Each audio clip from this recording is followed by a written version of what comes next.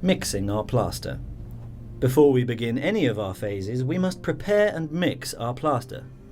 Pour half a bucket of clean water and half a bag of finishing plaster into your mixing bucket.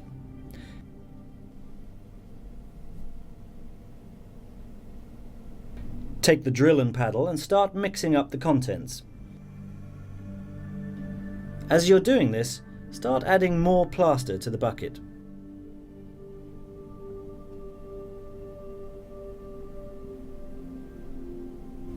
Continue to mix with the drill and paddle.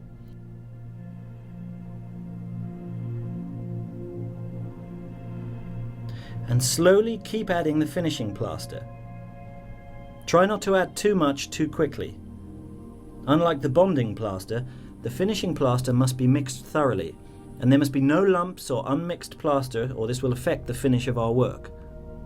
As with the bonding plaster mix, using half a bucket of water initially means that by the end of the mix we will have a full bucket of plaster. Remember to use the bucket trowel to run along the rim of the bucket and mix in any excess which has formed.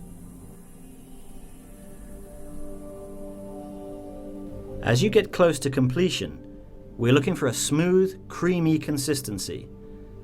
If you find your plaster is still too watery, just add a handful of plaster at a time.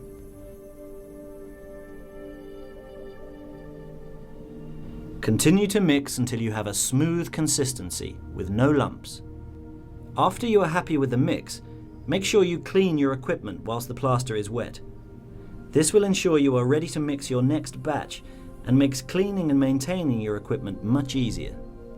Once you have made your mix, you have an average of 40 to 45 minutes to use it. Remember, if you're in a warm or cold environment, this will change accordingly.